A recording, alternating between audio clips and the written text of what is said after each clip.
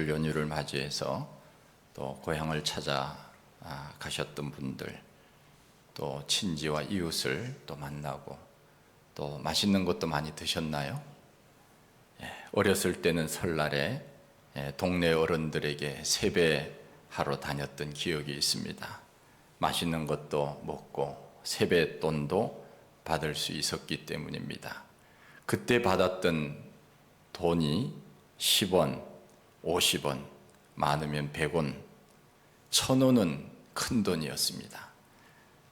동전이나 지폐를 받았을 때 좋아했던 기억이 있습니다.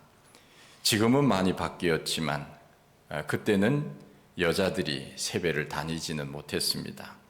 남존여비 사상이 자리 잡고 정초부터 여자가 동네에 다니며 남의 집에 들어가는 것을 터부시했기 때문입니다. 설이라고 하는 것은 낯설다 하는 의미가 있습니다. 새로운 해가 낯설다는 뜻입니다. 그리고 마음과 몸을 삼간다고 하는 뜻도 있습니다. 우리나라는 큰 명절이 추석과 설날이 있습니다. 그러나 기독교인들의 진정한 명절은 부활절, 추수감사절, 성탄절이 아닌가 생각이 되어집니다. 설날이나 추석은 우리 고유의 명절이라고 하지만 우리가 조심해야 할 것이 있습니다. 그것은 자칫 잘못하면 우상을 섬길 수 있기 때문입니다. 우리나라 사람들은 유교적 영향을 또 많이 받았기 때문에 명절에 조상을 생각한다고 하는 이유로 제사를 지내는 것을 예의로 생각해 왔습니다. 조상을 잘 모시는 것이 복을 받는다고 하는 생각입니다. 예수 믿는 사람이 이 땅에 1000만이나 되지만 명절 때 보면 여전히 유교나 불교적인 색채가 많이 있는 것을 봅니다. 아직도 오랜 세월 동안 내려오던 기존의 가치관이 예수를 믿지만은 남아있는 것은 우리가 여전히 있다는 것을 봅니다. 그 대표적인 것이 조상을 섬기는 조상 제사입니다. 우리가 알아야 할 것이 있습니다. 우리 기독교는 죽은 종교가 아니라 산 종교라고 하는 것입니다. 우리는 죽은 신을 섬기는 것이 아니라 살아계신 하나님을 섬기는 종교입니다. 그러기에 우리가 상을 차려놓고 죽은 조상에게 절을 하는 것은 죽은 신을 섬기는 것과 같은 것입니다. 결국은 그것이 우상을 섬기는 것입니다. 그렇다면 우리가 왜 사람들은 죽은 조상, 죽은 부모를 섬기려고 하는 것입니까? 그것은 죽은 부모도 부모니까 예를 갖추어야 한다고 하는 생각이 많은 것입니다. 유교적 효사상이라고 할까, 그런 마음들이 우리 가운데 있다는 것입니다. 생각해 보면 죽은 부모에게 예를 갖춘다고 해서 우리 삶이 달라지는 것이 있습니까? 특별한 달라지는 것은 없습니다. 우리의 마음이 그렇게라도 해야 그래도 뭔가 내가 살아있을 때는 효도하지 못한 것이 죽었을 때라도 내가 이렇게 하면 효를 하는 것이 아닌가, 자식된 도리를 하는 것이 아닌가 하는 생각이 있다는 것입니다. 그러나 그것까지는 이해가 되는데 거기서 그치는 것이 아닙니다. 죽은 조상을 어떻게 생각을 하는가 하면은 신으로 생각을 한다는 것입니다. 조상이 살아있었을 때에는 힘이 없었는데 죽으니까 부모가 힘이 있어서 후손들에게 복을 준다고 하는 생각이 있다는 것입니다. 우리 의식 속에 죽은 부모를 잘 섬기면 죽은 부모가 그 후손을 지켜주고 복을 준다고 하는 미신적 생각이 다분히 있는 것입니다. 그래서 죽은 부모를 위하여 묘를 화려하게 꾸미고 봉분을 크게 하고 또 비석을 세우기도 합니다. 그렇게 한다고 해서 죽은 부모가 복을 주는 것은 결코 아닙니다. 생사화복은 하나님 앞에 있는 것이지 죽은 조상들이 주는 것은 아니라는 것입니다. 우리가 흔히 스포츠 경기나 이런 것들을 볼 때 하늘을 우러러 보면서 먼저 가신 부모님이 나에게 힘을 주세요, 그래서 이기게 해주세요, 그런 모습들을 종종 봅니다. 그것은 우리가 그렇게 생각할 뿐이지요. 죽은 조상이 결코 우리에게 복을 주지 않습니다. 죽은 조상이 우리에게 복을 준다면 1년에 추석과 설날에만 상을 차려놓고 인사하면 되겠습니까? 삼시세때를 음식을 차려놓고 제사를 드려야지요. 어찌 복 받으려고 하는 사람들이 평소에는 실컷 굶기다가 명절 때만 그렇게 상다리가 부러지게 상을 차려놓고 제사를 지내는 것입니까? 성경은 우리에게 말씀하고 있습니다. 살아있는 부모를 공경하라고 했지 죽은 부모를 공경하라고 한 것은 결코 아닙니다. 우리 기독교는 생명의 종교, 살아있는 종교이지 죽은 종교가 아닌 것입니다. 우리는 살아계신 하나님 앞에 예배를 드립니다. 오늘도 이 우주와 만물을 다스리고 주관하시고 섭리하시는, 우리 눈에는 보이지 않지만은 영으로 오늘 이 자리에서 우리와 함께 우리의 예배를 받으시는 분, 그분께 우리는 예배를 드리는 것입니다. 타 종교와 같이 죽은 신을 섬기는 죽은 종교가 아니라는 것입니다. 성경은 죽은 조상이나 죽은 사람을 섬기는 것을 우상이라고 말씀합니다. 고린도전서 10장 19절 이하의 말씀에 보면 그런즉 내가 무엇을 말하느냐? 우상의 제물은 무엇이며 우상은 무엇이냐? 이방인이 제사하는 것은 귀신에게 하는 것이고 하나님께 하는 것이 아니니 나는 너희가 귀신과 교제하는 것을 원치 아니하노라. 너희가 어찌하여 주의 잔과 귀신의 잔을 겸하여 마시지 못하고 주의 상과 귀신의 상에 겸하여 참여하지 못하리라. 고린도 교회가 있을 당시에는 믿지 않는 사람들이 제사를 지냈다는 것입니다. 그런데 이 제사는 하나님 앞에 드리는 제사가 아니고 귀신에게 하는 것이라고 바울은 말씀하고 있습니다. 그 제사는 곧 죽은 조상들에게 한다고 하지만은 그것이 곧 귀신에게 하는 것이고 그 귀신이 우리 집에 방해를 하지 않도록 섬기는 것이고 또한 그 조상이 우리에게 복을 달라고 하는 그런 마음으로 하는 것이기에 그것은 곧 우상 숭배하는 것이라고 말씀하고 있는 것입니다. 죽은 조상을 위하여 제사를 드리는 것은 귀신에게 하는 것입니다. 아무것도 아닌 것에 그렇게 마음을 드리고 물질을 드리고 그렇게 하는 것입니다. 그렇게 참여해서는 안 된다고 우리들에게 말씀합니다. 우리가 제사를 지내는 것은 조상을 위해서 한다고 하지만 그것은 귀신을 섬기는 것이고 그것이 곧 우상 숭배라고 성경은 말씀합니다. 죽은 조상이 우리에게 복을 줄 수 없습니다. 사람들은 기독교를 가르쳐서 부모도 섬길 줄 모르는 사람들이 저 교회 다니는 사람들이라고 말합니다. 그러나 그것은 뭘 몰라서 하는 말입니다. 출애굽기 20장 10계명에서 말씀하고 있지 않습니까? 하나님께서 말씀하시기를 내 부모를 공경하라고 명령하셨습니다. 이것은 고대 시대 이미 하나님께서 모세를 통하여 그 백성들에게 주신 엄한 명령입니다. 그러나 공자의 효 사상은 주전 3세기 정도, 주전 300년 그 정도니까 하나님의 말씀과는 거리상으로 엄청난 시대적으로 뒤에 있는 일입니다.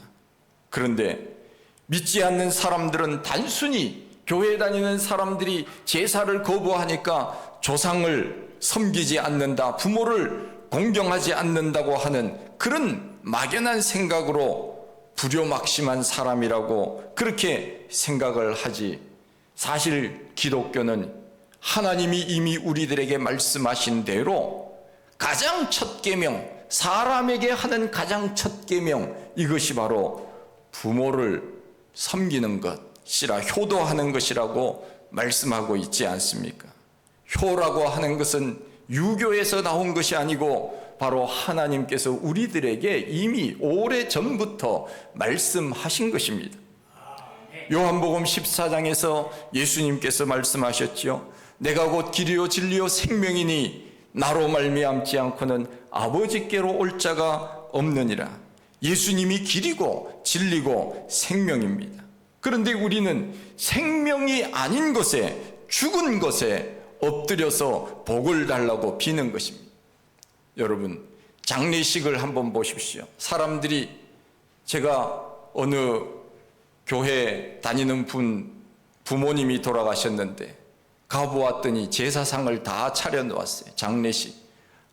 그러니까 부모님은, 다른 형제들은 교회 안 다니는 거지요.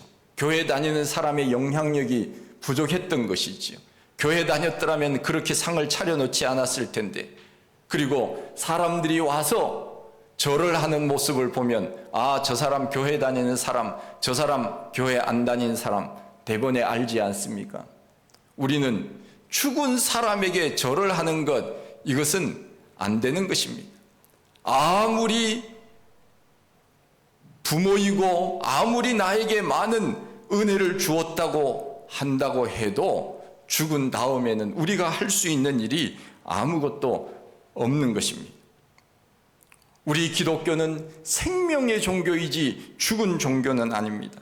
이 땅에 있는 많은 종교들을 보면 다 죽은 신을 섬기고 있습니다. 그러나 우리가 믿는 예수 그리스도, 그분은 죽었다가 3일 만에 다시 살아나신 부활의 주님이시며 생명의 주님이십니다. 오늘 말씀에 보면 베드로와 요한은 나면서부터 성전 미문에 앉아 구걸하는 사람을 일으켰습니다. 은과 금은 내게 없지만은 내게 있는 것으로 너에게 주노니 곧 나사렛 예수 그리스도의 이름으로 일어나 걸어라. 우리 예수님께서 그 권능으로 일으켜 세운다는 것을 믿고 베드로와 요한은 그렇게 외친 것입니다. 그 사람이, 평생 일어나 본 적이 없는 사람이 그 외침을 듣고 일어나서 걷지 않았습니까? 생명의 주 되신 예수 그리스도의 이름으로 그 앉아 있던 사람이 일어난 것입니다. 이 일로 인하여 베드로와 요한이 잡혀갔습니다. 그것이 잡혀갈 일입니까? 그것이 지탄받을 일입니까? 칭찬받아야 될 일이지요. 이 사람을 살려주었으니 얼마나 고마운 일입니까? 그러나 그 시대에 예수 그리스도를 부인하던 사람들이 그렇게 한 것입니다. 그때 베드로가 모인 사람들에게 설교한 내용이 바로 오늘 읽은 말씀입니다. 빌라도가 놓아주기로 한 예수를 너희가 부인하고 거룩하고 의로운 사람 대신에 오히려 살인자를 놓아주기를 구하여 생명의 주를 죽였도다. 너희들이 얼마나 무지하냐. 살아계신 예수 그리스도, 그분을 너희들이 죽이지 않았느냐. 유대인들의 죄악을 비판하고 있는 것입니다. 너희들이 생명의 주를 죽였도다. 그러나 거기서 끝났더라면 예수님은 패배자였겠지요. 우리 예수님은 하나님께서 다시 죽은 자 가운데서 그를 살리셨으니 우리가 이 일의 증인이라. 세상 사람들은 예수님을 십자가에 못 박아 죽였습니다. 그것으로 인하여 자기들이 이긴 줄 알았습니다. 그러나 그것은 착각이었습니다. 하나님이 다시 살려주신 것입니다. 생명의 주를 죽였지만 주님은 죽은 것이 아니라 하나님께서 예수님을 다시 살아나게 하셨다는 것입니다. 그래서 생명의 주 되신 예수 그리스도의 이름으로 내가 이 사람을 일으켜 세운 것이 뭐가 잘못된 것이냐, 그렇게 유대인들을 비판하는 것입니다. 우리 기독교는 생명의 종교입니다. 그 생명의 주 부활의 주님을 베드로는 분명히 보았고 요한도 보았습니다. 예수님이 십자가에 못 박혀 죽는 그 장면을 그들은 알았고 보았고 무덤을 보았고 그리고 다시 살아나신 예수 그리스도를 영접하지 않았습니까? 두 눈으로 보았던 목격자였습니다. 사도들은 예수 그리스도의 부활을 두 눈으로 똑똑히 보았기 때문에 죽음을 무릅쓰고 부활의 주 예수 그리스도 그분을 증거하며 순교하지 않았습니까? 우리에게 소망이 있는 것은 바로 그 생명의 주님 예수 그리스도를 지금 내가 믿고 있다는 사실입니다. 여러분, 얼마나 감사한 일입니까? 얼마나 행복한 일이에요. 내가 그 생명의 주님을 믿고 있다는 것, 내 안에 영원한 생명, 영생이라고 하는 DNA가 지금 내 안에 있다고 하는 것이 얼마나 감사한 일인지 모릅니다. 우리가 믿는 예수님은 죽은 신이 아니라 하나님이 다시 살리신 생명의 주님을 내가 지금 믿고 있다는 것입니다. 그러기에 우리 기독교는 죽은 종교가 아닌 산종교, 죽은 신을 믿는 종교가 아니라 살아계신 주님을 믿는 종교, 주님을 믿는 사람들이 오늘 여기에 모인 것입니다. 그러니 세상을 살아가는데 가치관의 차이가 얼마나 크겠습니까? 믿는 사람과 믿지 않는 사람들의 가치관이 어떻게 같을 수 있겠습니까? 영원한 생명을 믿고 믿음으로 사는 사람과 이 땅이 전부라고 생각하며 사는 사람들이 어찌 같을 수 있겠습니까? 많은 사람들은 참 신을 믿는 것보다 눈에 보이고 확인할 수 있는 신을 요구하고 있습니다. 그래서 자꾸 무엇을 만들어 놓고 섬기려고 합니다. 제가 네팔에 한번 갔더니 그곳에 살아있는 신이 있다 그러더라고요. 그래서 수많은 관광객들이 그 살아있는 신을 보기 위하여 그 사원이라고 하는 그곳에 갔습니다. 저도 기대감을 가지고 갔습니다. 야, 살아있는 신을 볼 수 있다니. 그래서 시간이 정해진 시간에 신이 나온대요. 그래서 수많은 사람들이 모여 있는데 그 시간이 조금 지나니까 나오더라고요, 신이. 신이 어떤 신인가? 한 1살, 2살 된 여자아이가 예쁘게 치장을 하고 저 3층 정도 되는 그 집에서 밖을 이렇게 내다보더라. 그 사람이 신이에요. 꾸말이라고 하는 신이더라고요. 야, 저는 신을 봤습니다. 그 신을 섬기더라고요. 그래서 그 신을 본 사람들은 다 또 그 함에다가 또 감사하다고 또 이렇게 정성을 표하고 그런 것을 보았습니다.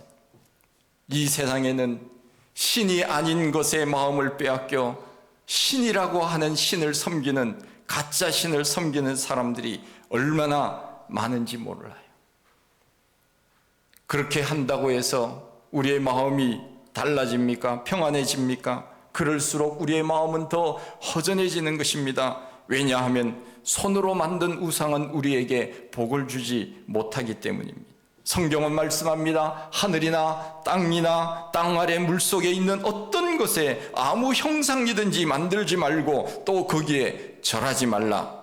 이 계명은 피조물을 조물주보다 더 섬겨서는 안 된다는 말씀입니다. 이 세상 사람들은 피조물을 조물주처럼 섬깁니다. 이 세상의 신들은 다 하나님이 만든 피조물에 불과할 뿐이에요. 그런데 사람들은 창조주 하나님을 섬기려고 하지 아니하고 하나님이 만드신 피조물을 섬기고 있습니다. 그들도 창조주 하나님을 알았다면 아마 그렇게 하지는 않겠지요. 창조주 하나님을 알았다면 그렇게 피조물을 손으로 만들어서 섬기겠습니까? 그런데 사람들은 알아도 인정을 하려고 하지 않으니까 그렇게 사는 것 아니겠습니까? 그래서 우리가 가르쳐 줘야 돼. 저 좀 미지한 그러한 나라들, 그런 사람들은 얼마나 우상을 많이 섬깁니까? 뭐 아프리카에 사는 사람들 뿐만 아니라 여러 나라에 사는 사람들 보면 미신을 섬기면서 자기 몸을 해하는 사람도 얼마나 많습니까? 목걸이를 여러 개를 달거나 코를 끼거나 무슨 이 몸을 해하여서 이렇게 사람을 억압하고 이런 종교들이 이 무속신앙들이 얼마나 많습니까? 제가 그런 프로그램들을 보면서 제가 가서 좀 알려주고 싶더라고요. 얼마나 안타까운지 몰라요. 진리를 알지니 진리가 너희를 자유케 하리라. 예수 그리스도 그분이 진리라고 안다면 그렇게 살지는 않을 텐데, 이렇게 정말 자유를 속박당하고 이런 잘못된 신 앞에 마음을 그렇게 쏟아부으니까 그 잘못된 곳에 구속되어 헤어나오지 못하는 겁니다. 불교의 석가모니가 죽고 난 다음에 남겨둔 것이 있다고 합니다. 그것은 2500년 전에 화장된 석가모니의 시신에서 수습한 뼈 조각, 특히 이 이빨이 나왔다고 합니다. 그것을 치아살이라고 그렇게 하는데, 지금도 중국이나 스리랑카 그 어느 사원에 그 석가모니의 이가 보관이 되어 있다고 합니다. 수많은 사람들이 그걸 보기 위하여 찾아가서 이빨에다가 경의를 표한다고 합니다. 가는 곳마다 인산인해를 이루면서 그 이빨에 절을 한다고 합니다. 불교의 유명한 스님이 죽었을 때 화장하고 난 다음에 사리를 거두어 전시한다고 하는데 또 거기에다가 절을 합니다. 그런 이야기를 들으면서 제가 감사한 것은 우리 예수님은 우리들에게 한 뼈 조각도 남기지 않으셨다는 것입니다. 시신이 없다는 사실이 얼마나 감사한지 몰라요. 다 불타고 남은 그 살이, 그것을 전시하여서 사람들은 그것이 나에게 무슨 관계가 있다고 생각하는지 모르지만 그것에 절을 하고 복을 달라고 하는 것입니다.